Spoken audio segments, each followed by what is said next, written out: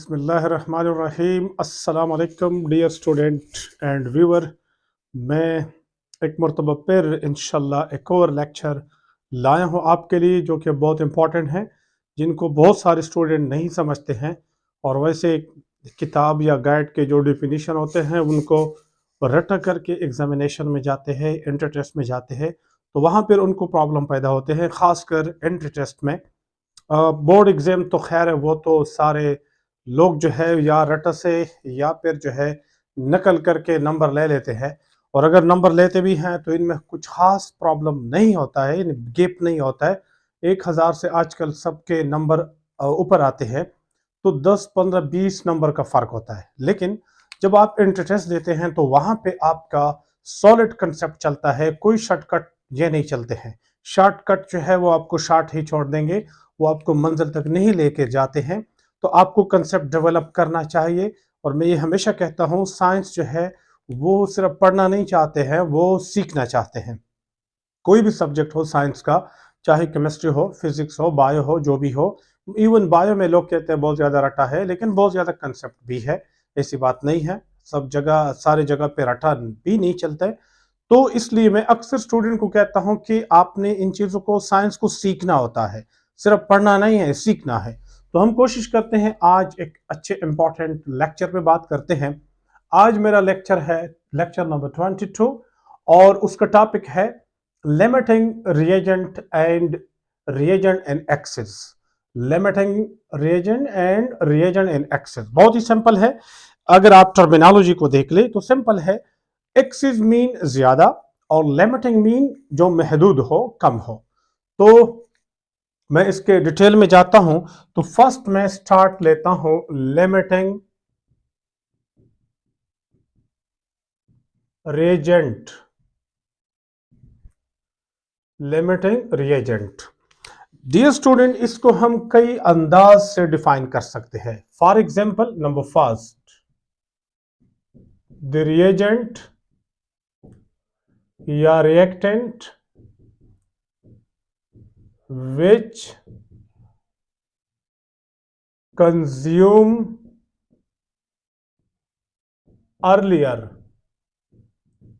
is called limiting reactant। पहले मैं ये सारे पॉसिबल डिफिनीशन जो इनके है वो बता देता हूं, उसके बाद समझा देता हूं कि इस डिफिनीशन का मतलब क्या है, अप्लाई करता हूं। ओके, दूसरा डिफिनीशन जब हम इनके करते हैं,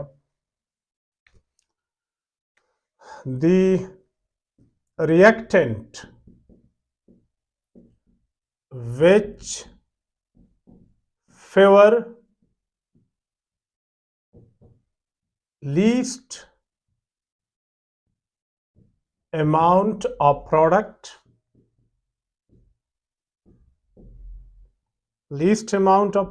is called limiting reactant। एक और डिफिनीशन भी कर सकते हैं, the reactant which terminate a chemical reaction is called limiting reactant।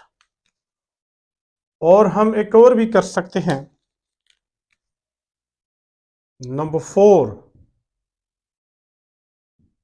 the reactant which control the amount of product is called limiting reactant। Dear student, मैंने 4 डिफिनीशन की limiting reactant की, ठीक है। तो ये चारों अभी हम रटा नहीं लगाते हैं, नाप से लगवा लेते हैं। फिर मैं यहाँ एक जनरल एग्जांपल ले लूंगा रिएक्शंस का, तो वहां मैं अप्लाई कर लूंगा, तो आपको बात समझ आ जाएगी, ठीक है। तो ये 4 डिफिनीशंस मैंने कर ली है। अब अगर 4 डिफिनीशन लिमिटिंग के हो गए तो ऑटोमेटिकली एक्सिस रिएजेंट, उसके भी 4 डिफिनीशन बनते हैं और वो डिफिनीशन उसके अपोजिट होंगे। तो फर्स्ट डिफिनीशन जो इसका बनता है, नंबर फर्स्ट, द रिएजेंट या रिएक्टेंट विच कंज्यूम, ये क्या बन जाएगा? द रिएजेंट और reactant whose some amount remain unreacted at the end of reaction is called limiting excess reactant. Number 2, इस डिफिनीशन के अपोजिट, नंबर 2, ये देखो, ये क्या कहता है? The reactant which favour least amount, ये क्या लिखा है? लीस्ट अमाउंट, तो ये क्या बन जाएगा? The reactant which favour more amount of product is called excess reactant. जो ज्यादा प्रोडक्ट बनाने के हक में है उसको हम क्या कहते हैं? excess reactant. थर्ड डिफिनीशन, अच्छा ये हो गया सेकंड। उसके बाद एक थर्ड डिफिनीशन जो कि तीसरे डिफिनीशन के अपोजिट आता है, इसके opposite, the reactant which terminate, तो ये क्या होगा? The reactant which can not terminate a chemical reaction is called excess reactant. Number 4, अब इस डिफिनीशन के opposite, the reactant which control, the reactant which does not control the amount of product is called excess reactant. तो ये 4 definition limiting के हो गए और 4 definition access के मैंने करा दी, लेकिन अभी तुम लोगों ने इसको रटा नहीं करना है, मैं पहले अप्लाई कर लेता हूं तो फिर आप समझेंगे।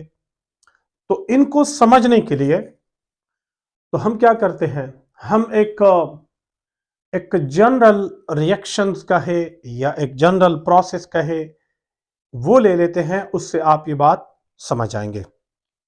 Late take a general example, हम एक आम एग्जाम्पल ले लेते हैं, जनरल एग्जाम्पल ले लेते हैं, उससे आप इंशाल्लाह समझेंगे। देखिए, मैं सबसे पहले इधर बताता हूं, अगर हम ब्रेड ले लें प्लस एग ले लें और इससे बना ले, 2 ब्रेड लेते हैं, 1 एग लेते हैं, 1 सैंडविच बना लेते हैं। तो देखिए, बहुत ही सिंपल बात है, हमने क्या लिया, 2 ब्रेड ले लिए और 1 एग ले लिया और 1 सैंडविच बनता है। आम जब आप घर में बनाते हैं जस्ट सिंपल सैंडविच, 2 ब्रेड होते हैं और बीच में अगर एग आप फ्राई कर ले, रख ले, तो this is a simple sandwich. अब यहां तो हम खुराक की बात करते हैं, ठीक है, स्टूडेंट खुराक की बात में ज्यादा इंटरेस्ट लेते हैं, लेकिन आप इनको एक प्रोडक्ट समझ ले। जो सैंडविच है वो प्रोडक्ट है, और जो ब्रेड एंड एग्स है वो रिएक्टेंट है। अब देखें, तो जब हम एग को एक ले ले, ब्रेड को दो ले ले, तो यहां कुछ बातें जरूरी बातें हैं वो सीख ले। तो देखिए, ये भी इस्तेमाल हो जाएगा, ये भी इस्तेमाल हो जाएगा, ये एक बन जाएगा, न ब्रेड बच जाएगा न सैंडविच बच जाएगा। तो इस किस्म के रिएक्शन जिसमें कोई भी रिएक्टर नहीं बचता है, जिस रेशो में वो होना चाहिए उस रेशो में हम ले चुके हैं, तो इनमें से कोई बचता नहीं है। तो ऐसे रिएक्शन को हम कहते हैं ऐसे रेशो को हम कहते हैं स्टाइचियोमेट्रिक रेशो। क्या कहते हैं? स्टाइचियोमेट्रिक रेशो। मिसाल के तौर पर अगर मैं इनको 4 कर दूं, मैं इनको 2 कर दूं, तो डेफिनेटली ये भी क्या हो जाएगा? ज्यादा हो जाएगा। अगर इनको 2 से मल्टीप्लाई करो, सबको 2 से मल्टीप्लाई करो, 2 से मल्टीप्लाई करो 2 हो जाएगा, 2 से मल्टीप्लाई करो 2 हो जाएगा। तो क्या हो जाएगा? Again you will get 2 sandwich, 4 bread, 2 egg और 2 सैंडविच बन जाएंगे। तो आपके पास 2 सैंडविच बन जाएंगे। ये भी क्या है? स्टाइचियोमेट्रिक रेशो है, कोई रिएक्टेड नहीं बचेगा। सारे के सारे जिस रेशो में चाहिए वही वही ले चुके हैं, इस्तेमाल हो जाएगा। अब मेरा मतलब यह है कि अगर हम ऐसा ले चुके हैं तो फिर इनको स्टाइचियोमेट्रिक रेशो कहते हैं। क्या कहते हैं? तो याद रखें, no limiting reactant and excess reactant. कोई लिमिटिंग रिएक्टेंट या एक्सिस रिएक्टेंट नहीं होता है। कब? जब stoichiometric ratio exist in reactants. जब रिएक्टेंट में स्टाइचियोमेट्रिक रेशो पाया जाता है, जैसे मैंने आपको बताया, अभी इसमें बता दिया, तो फिर कोई भी आपके पास एक्सिस और लिमिटिंग रिएक्टेंट नहीं होता है। फॉर एग्जांपल मैं मजीद एक एग्जांपल बता दूं, H2 प्लस O2 यहां 2 लेता हूं, तो 2H2O। अगर ये 2 मोल ले हैं, ये 1 मोल है, तो ये 2 मोल बनते हैं, ये भी कंज्यूम हो जाएगा, ये भी कंज्यूम हो जाएगा। स्टाइचियोमेट्रिक रेशो है, जो मुनासिब रेशो है, उनकी क्वांटिटी जिस मिकदार में चाहिए वही है, सारा के सारा इस्तेमाल हो जाता है। तो इसमें कोई लिमिटिंग एक्सेस नहीं है। इसी तरह अगर मैं इनको डबल कर दूं, 4 कर दूं, 4H2 plus 2O2 is equal to 4H2। Again इसमें कोई लिमिटिंग रिएजेंट नहीं है अगर इस अंदाज में ले लेते हैं। तो पहली बात तो आपको समझ आ गई कि इस केस में कोई लिमिटिंग या एक्सिस रिएक्टेंट नहीं होगा। दूसरी बात यह है, no limiting and excess reactant for reversible reaction. अगर रिएक्शन रिवर्सिबल हो, अगर रिएक्शन रिवर्सिबल हो, तो देखिए ये बात भी बहुत आसान है। सपोज ये एक रिवर्सिबल रिएक्शन है, तो देखिए आप तो इतना जानते हैं कि रिवर्सिबल रिएक्शन में रिएक्टेंट एक या दो रिएक्टेंट हो या एक हो या ज्यादा हो, वो कंप्लीटली खत्म नहीं होते, प्रोडक्ट में नहीं जाते हैं। कुछ मिकदार रिएक्टेंट्स का बच जाता है, कुछ प्रोडक्ट का होता है, इक्विलिब्रियम पे दोनों का कुछ ना कुछ मिकदार होता है। तो इस केस में आप नहीं कह सकते हैं कि ये वाला लिमिटिंग है, ये खत्म हो गया, हाँ खत्म हो गया और इसने जो है रिएक्शन को फिनिश कर दिया। ऐसा नहीं होता है, कोई ना कोई मिकदार इसका मौजूद होता है। तो इस केस में आपके पास लिमिटिंग और एक्सेस, जिसको आप वाफिर कहे, दोनों मौजूद हैं। ठीक है, तो आप नहीं कह सकते हैं ये केस भी है जहां पे लिमिटिंग एंड एक्सेस रिएक्टेंट हम अप्लाई नहीं करते हैं। इन दो केसेस के अलावा अगर बाकी केसेस हो, मिसाल के तौर पर यही रिएक्शन है, मैं अब इसको थोड़ा सा डिफरेंट लेता हूं। देखें, सपोज आप मैं 8 ब्रेड ले लूं, 3 एग ले लूं, तो देखिए आप इसको अब समझ लें। मैं अगर इस चीज को एलाबोरेट कर दूं, क्लियर कर दूं, वाज़ेह कर दूं, देखिए तो मैं अगर यहां से 2 ब्रेड ले लूं, 2 ब्रेड, और यहां से 1 एग, तो एक सैंडविच बन जाएगा। फिर मजीद 2 ब्रेड लेता हूं, 1 एग लेता हूं, एक सैंडविच और बन जाएगा। 2 ब्रेड मजीद लेता हूं, 1 एग लेता हूं, एक सैंडविच और बन जाएगा। अब अगर मैं यहां से मजीद 2 ब्रेड ले लूं, ले सकता हूं, मेरे पास ये टोटल 8 है, 2 2 2 2 8 हो गए। लेकिन मेरे पास ये वाला नहीं है, अब ये वाला नहीं है। जब ये नहीं है, ठीक है, ये मेरे पास नहीं है, तो आप समझते हैं सिर्फ ब्रेड तो सैंडविच नहीं दे सकता है, ये सैंडविच नहीं बनेगा क्योंकि यहां एग मौजूद नहीं है। चलो मैं इनको ऐसा लेता हूं, 1 एग, लेकिन एग मौजूद नहीं है तो मैं इनको क्रॉस करता हूं। अब आप देखें, ये और ये मिलेंगे तो सैंडविच बनाएंगे। अगर ये नहीं है, ये मौजूद है, तो अकेला तो ये सैंडविच नहीं दे सकते हैं। अब इसका ये मतलब हुआ, देखें अब थोड़ा सा समझ ले, अगर हम हिसाब लगा ले तो ये कितने सैंडविच बन गए, 3 बन गए, तो 3 सैंडविच आपके पास बन जाते हैं, 3 सैंडविच। अब मैं आता हूं इसी डिफिनीशंस को अप्लाई करता हूं। देखिए डियर स्टूडेंट, बहुत आसान है बिल्कुल। अब आप सीखने के पोजीशन पे है कि आप इन चीज को सीख लें।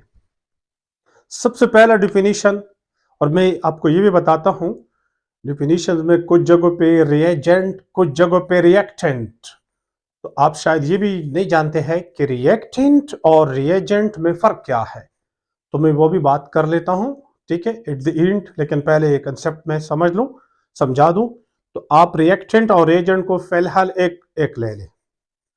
तो पहला डिफिनीशन जो है, द रिएजेंट या रिएक्टेंट विच कंज्यूम अर्लियर, जो पहले खत्म होता है।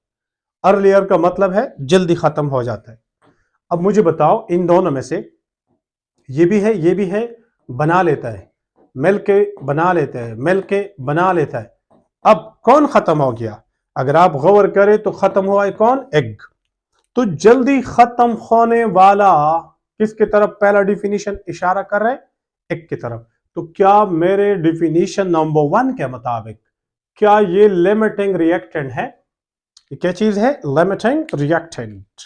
You got the point? तो फर्स्ट डिफिनीशन इन दोनों में से बता रहे ये लिमिटिंग है, ये जल्दी खत्म हो गया। Okay dear student, next definition की तरफ मूव करते हैं कि वो किसकी तरफ इशारा करते हैं। Definition number 2, the reactant which favour least amount of product, वो रिएक्टेंट जो कम मिकदार प्रोडक्ट के बनाने के हक में है, जो फेवर करते हैं प्रोडक्ट की कम मिकदार को, उसको हम कहते हैं लिमिटिंग रिएक्टेंट। अब देखें, ये दो एक बना लिया, दूसरा बना लिया, तीसरा बना लिया, चौथा नहीं बना सकते। लेकिन आप मुझे बता दें, जो नहीं बनाना है, जिसने कम पे स्टॉप करना है, 3 पे स्टॉप हो गया, क्या मुझे बताओ ये एग फोर्थ वन नहीं बनाता है या ब्रेड नहीं बनाता है? ब्रेड तो तैयार है, ब्रेड तो अवेलेबल है, लेकिन एग नहीं है। तो लिहाजा इसने जो है 3 तक साथ दे दिया, यहां तक उनके साथ आ गया, लेकिन मजीद नहीं देते। तो मुझे बताओ, अगर आप एग को देखें तो ये 3 सैंडविच बनाने तक हक में है, लेकिन फोर्थ वन बनाने के हक में नहीं है, और ब्रेड उसके बनाने के हक में है। तो कम मिकदार प्रोडक्ट जो है वो कौन देते हैं? कौन कम मोल देते हैं? एग देते हैं। तो अगेन सेकंड डिफिनीशन आपको कहता है ये लिमिटिंग रिएक्टेंट है।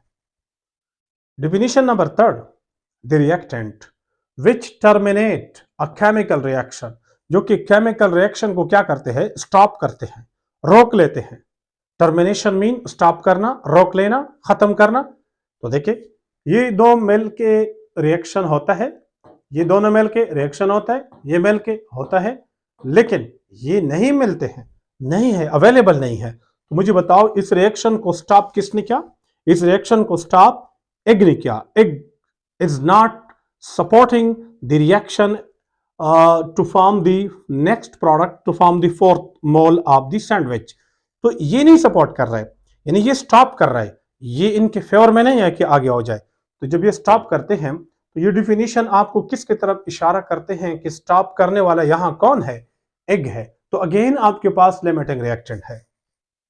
Definition number 4, the reactant which control the amount of product. जो प्रोडक्ट की मिकदार उसके कंट्रोल में होता है, जितना वो चाहे उतना बनता है, उसके अलावा नहीं बनेगा, उससे ज्यादा नहीं बनेगा। दिस इज कंट्रोल, जिसके कंट्रोल में है। तो अब देखिए बहुत सिंपल सी बात है, अगर ये दो मिलते ये बनाते हैं, नेक्स्ट बनाते हैं, नेक्स्ट बनाते हैं, देखो ये नहीं, ये फेवर में नहीं है, तो 3 तक तो बन सकते हैं। प्रैक्टिकली कितना बनेगा? 3 बनेगा। प्रैक्टिकली कितना बनेगा? 3। 3 सैंडविच बनेंगे, 4th सैंडविच नहीं बनेगा। अब 3 तक जब जाते हैं वहां पे स्टॉप कर लेते हैं, और 3 जब बनाने, यानी 3 प्रैक्टिकली बनते भी हैं, और 3 कौन चाहते हैं? एक चाहते हैं। ब्रेड तो 4th वन भी चाहते हैं।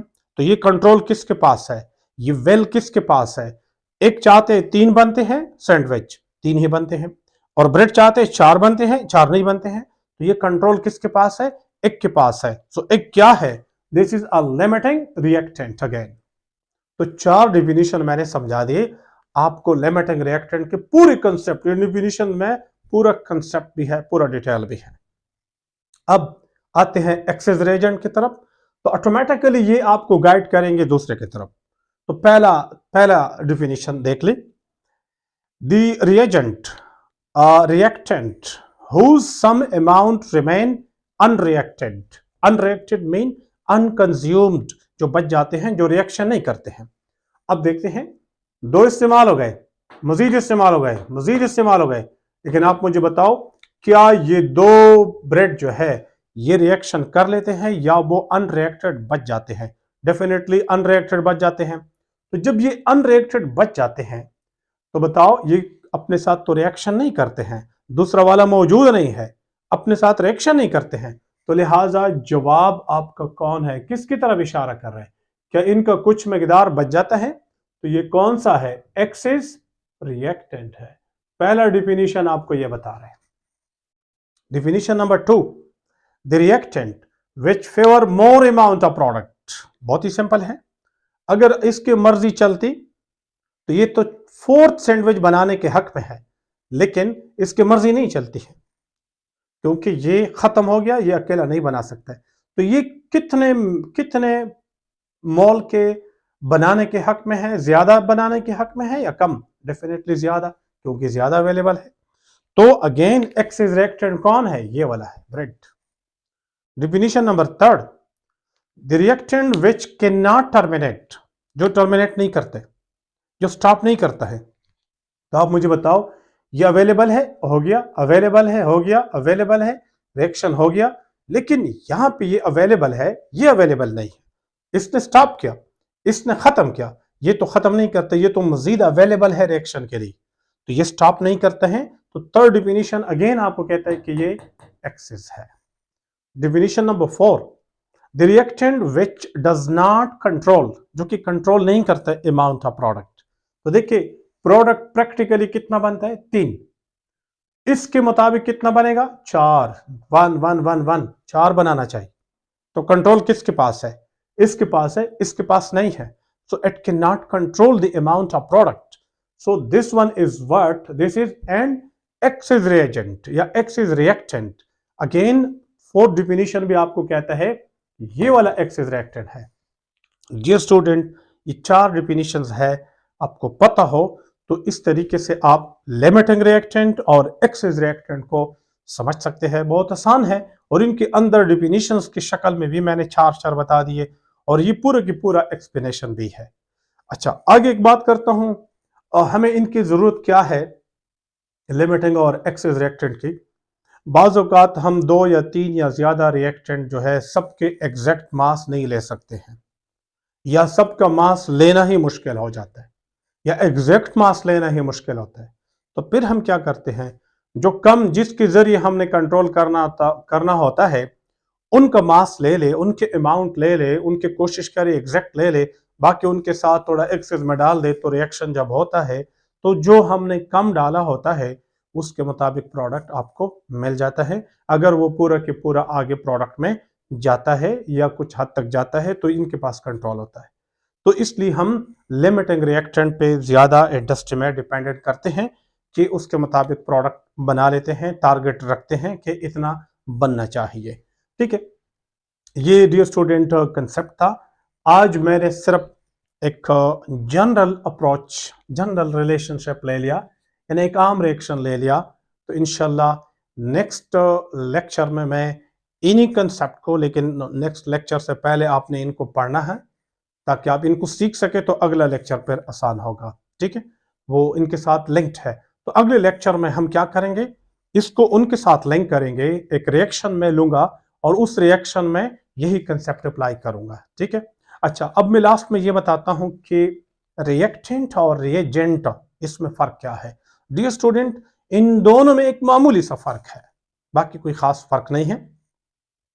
रिएजेंट रिएजेंट वो रिएक्टेंट होता है, रिएजेंट वो रिएक्टेंट होता है जिनको हम खास मकसद के लिए इस्तेमाल करते हैं, किसी खास टेस्ट के लिए इस्तेमाल कर सकते हैं। For example Tollens reagent, second year में आप पढ़ेंगे टॉलेंस रिएजेंट। तो टॉलेंस साइंस टेस्ट का नाम है, उनका जो रिएजेंट है, ठीक है, उनको हम कहते हैं, उनके जो केमिकल है, जो चीज है जिनके जरिए हम अल्डिहाइड कीटोन में फर्क करते हैं, तो उसको कहते हैं टॉलेंस रिएजेंट। वो इन्हें टेस्ट के लिए इस्तेमाल होता है। तो रिएजेंट जनरली रिस्ट्रिक्टेड है उस रिएक्टेंट को जो खास मकसद के लिए इस्तेमाल करते हैं। और रिएक्टेंट वो तो एक जनरल वर्ड है, कोई भी स्पीशीज जो रिएक्शन करके कोई नई चीज बना लेते हैं, प्रोडक्ट बना लेते हैं, वो रिएक्टेंट है। तो मैं ऐसा भी कह सकता हूं, all reagents are reactant, all reagents are reactant. तो रिएक्टेंट ब्रॉड टर्मिनोलॉजी है, और रिएजेंट उस वक्त जब वो रिएक्टेंट किसी खास मकसद के लिए इस्तेमाल होता है। आई होप कि आप समझ चुके होंगे इस फर्क को। ठीक है, मिलेंगे डियर स्टूडेंट नेक्स्ट लेक्चर में, और अपना ख्याल रखें। वीडियो जो है वो मैक्सिमम शेयर करें आगे दोस्तों को भी। ये मेरा आवाज़ को आपने तगड़ा बनाना है और मैक्सिमम लोगों को पहुंचाना है, जहां जहां स्टूडेंट को ज़रूरत है। तो आप जानते हैं, आप स्टूडेंट हैं, जैसे आपको इन चीज़ों की ज़रूरत है, वैसे आपके दूसरे भाई जो है वो भी इनके हकदार है कि उनको भी पहुंच जाए। तो ये आप पे थोड़ा लाजिम बनते हैं, अगर आप मुतमईन हैं, खुश है इस लेक्चर से, तो फिर आप इसको मज़ीद भी शेयर कर दें। ठीक है, मिलेंगे नेक्स्ट लेक्चर में, अपना ख्याल रखें। अल्लाह हाफिज़।